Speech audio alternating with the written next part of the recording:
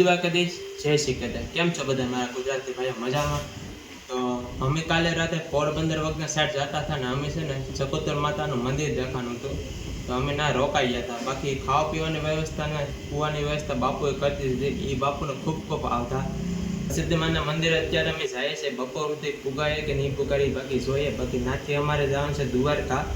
હજી દ્વારકા અહીંથી 107 કિલોમીટર છે। બાકી જોઈએ પુગાય નહીં પુગાય। બાકી અમારા બ્લોગમાં તમે મના રહેજો ને આ અમારો લોંગ વિડીયો પહેલો છે એટલે મિસ્ટેક થાય તો માફ કરી દેજો। બાકી લાઈક છે અને સબસ્ક્રાઈબ કરી દેજો ને આગે કન્ટિન્યુ બ્લોગમાં મના રહેજો। તો મિત્રો અમે છે ને ડિસાઈડ કર્યું છે કે અમે પોરબંદરને અંદરથી જઈએ, કેમ કે હાઈવે ઉપર છે 56 કિલોમીટર થાય છે, પોરબંદર અંદરથી ખાલી 44 કિલોમીટર થાય છે।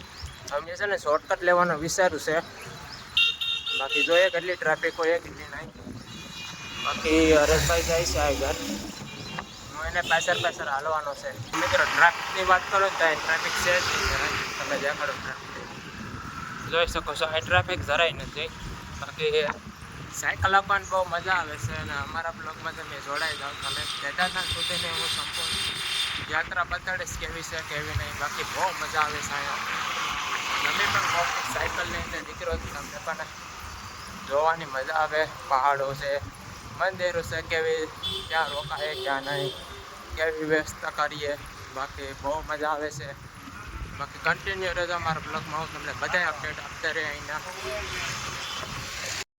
મિત્રો અહીંયા ટ્રાફિક થઈ ગયું છે કેમ કે અહીંયા ટ્રેન આડી આવી ગઈ છે। ટ્રેન હવે હરું જાય છે, ટ્રેન જાય પછી અમે પાછું કન્ટિન્યુ કરી દઈએ સાયકલ આપવાનું। બાકી આ ગરમી જરી છે, પાણીની બોટલ કપી લેવી પડે ઠંડી।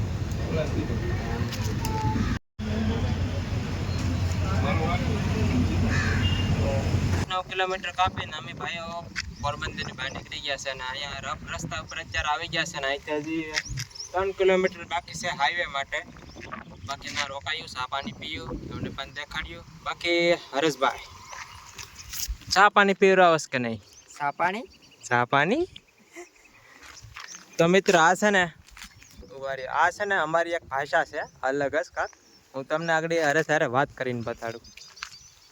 અમારી ભાષા કઈ ભાષા ટેકનોલોજી મજા હાલો ભાઈ, તમે વિડીયોમાં કન્ટિન્યુ રહેજો અને મારા વિશાલભાઈને થોડોક સપોર્ટ કરતા રહેજો, લાઈક શેર અને સબસ્ક્રાઇબ કરતા રહેજો ભાઈ, કેમ કે મારા ભાઈજી નવા બ્લોગર છે, થોડોક ઓછું ફાપડ થોડોક સમય જાય એટલે એ હોતે સિલેક્શન થઈ જાય। મજા તો આપણે નહીં કરીએ? હાલો તો નહીં કરીએ। તો મિત્રો જરીક એવા આગળ વધે ને તો એક પ્રોબ્લેમ થઈ ગઈ, હું તમને એ પ્રોબ્લેમ બતાડું।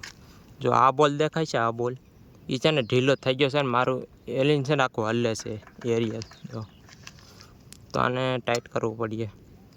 તો પાનું લઈ લીધું છે, બાકી આગળ ટાઈટ કરી નાખશે ને પાછા હાલતા થઈ જાય। તો નાના પ્રોબ્લેમ આવ્યા કરે એટલે જો અમે શું લીધું છે, બધી વસ્તુ લઈ લીધું, ટીપ બસ આ ડટ્ટો છે એવું બધું અમે લીધું છે। બાકી આ પાનું આગળ ટાઈટ કરી નાખું।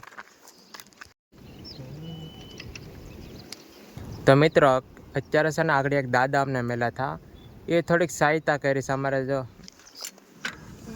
1 મિનિટ બતાડું, જો આ બોલ ખુલી ગયો હતો ને એ ફિટ કરવા લાગ્યો છે।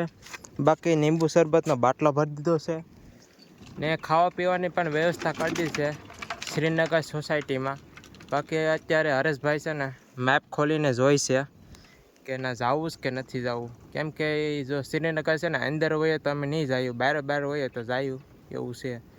બાકી એક પ્રોબ્લેમ મારે ગઈ નથી ને ત્યાં બીજી પ્રોબ્લેમ પણ આવી ગઈ છે, હું તમને દેખાડું। આ જોઈ શકો છો અહીંયા તમને દેખાતું હોય તો ઠેલો છે ને મારે જરી કેવો ફાટી ગયો છે। લીંબુ શરબત ઢબોળીને પાઈ દીધું। લીંબુ શરબત દાદા બહુ પાઈ, બોટલો ભરતા થાજી તો બોટલો ભરી દીધો। હા બોટલો છે ને ભરી દીધો, પાછું પીવું છે। તો કેમ છે શ્રીનગર જવાનું થાય કે નહીં? શ્રીનગર 10 કિલોમીટર જવું છે 10 મિનિટમાં। તો શ્રીનગર જવાનું છે ને ચા પીવા જવું છે? ચા પીવા જવું ના, બેન છે ને અમારા જાફરાબાદ ના છે એટલે બેન પાસે જવાનું ચાટો મારવા।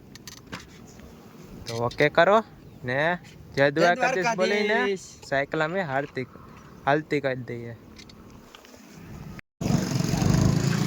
તો મિત્રો અમે છે ને સાપ પીવા રોકાણા છે. બાકી ઓલો દાદાએ જે મંદિર કીધું છે ને એ મંદિરે લગભગ અમે નહીં જાય, કેમ કે 1 કિલોમીટર અંદર છે, અંદરની સાઈડ. એટલે અમે મંદિરે નહીં જાય ને અહીંયા ચા પાણી પીવા રોકાઈ ગયા છે. બાકી ચા પાણી પીને અહીંથી અમે નીકળી જઈએ. તો મિત્રો હું છું અત્યારે મૈયાણી હાઈવે ઉપર. અહીંથી હજી મૈયાણી 20 કિલોમીટર છે બાકી છે. બાકી ના પૂકીને નજારો દેખાડી. બાકી અત્યારે અહીંનો નજારો અહીંયા એકલો જંગલ જ છે. હવે દ્વારકાધીશનું નામ લઈને નીકળવાનું છે. તમે પણ કમેન્ટમાં દ્વારકાધીશ લખી નાખજો. બાકી પ્રેમથી બોલો જય દ્વારકાધીશ. ફાઇનલી મિત્રો અમે હર્ષદી માના મંદિરે પૂગી જશે, હર્ષદ મૈયાણી. તો એટલી બધી મહેનત કરી અમે 20 કિલોમીટર કાપી ફાઇનલી પૂગી જશે. હજી 2 કિલોમીટર કાપવાનું છે એટલે અમે મંદિરે પૂગવા આવ્યા છે. બાકી હું તમને આગળ નાજને દર્શન કરાવું ને હું પણ દર્શન કરું, નાનો તમને લોકેશન દેખાડું. અહીંથી હવે નીકળીએ, ના પૂગી ને બ્લોગને કન્ટિન્યુ કરીએ.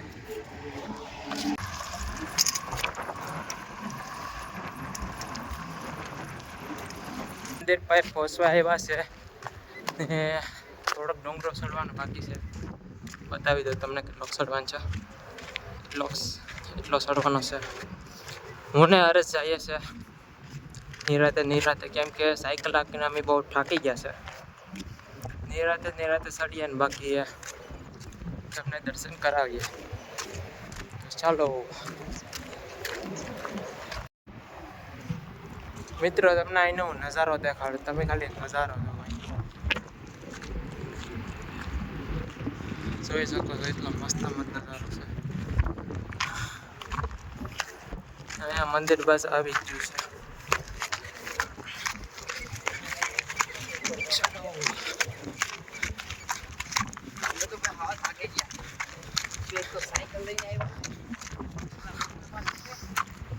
જો મંદિર આવી ગયું છે.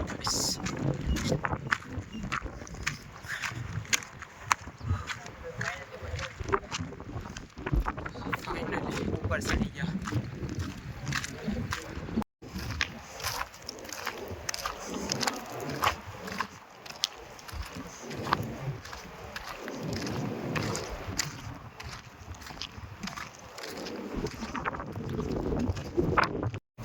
મિત્રો આ છે ને ચડવાનો રસ્તો છે, એ બંધ થઈ ગયો છે.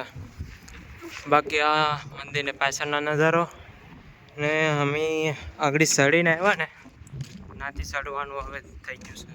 બાકી આ રસ્તો બંધ થઈ ગયો છે હવે. બાકી હું તમને હવે દર્શન કરાવું ને હું પણ દર્શન કરી લઉં.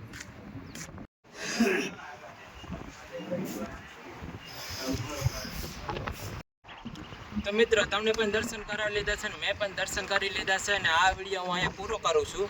બાકી હવે જમવાને પછી નાથી નીકળી સીધા દ્વારકા તરફ. દ્વારકા વાળો વિડીયો અમારે જોવો હોય તો આ ચેનલને સબસ્ક્રાઈબ કરી નાખજો. બાકી કમેન્ટમાં જય દ્વારકાધીશ લખી નાખજો ને આ વિડીયો હું અહીંયા પૂરો કરું છું ને હર હર મહાદેવ.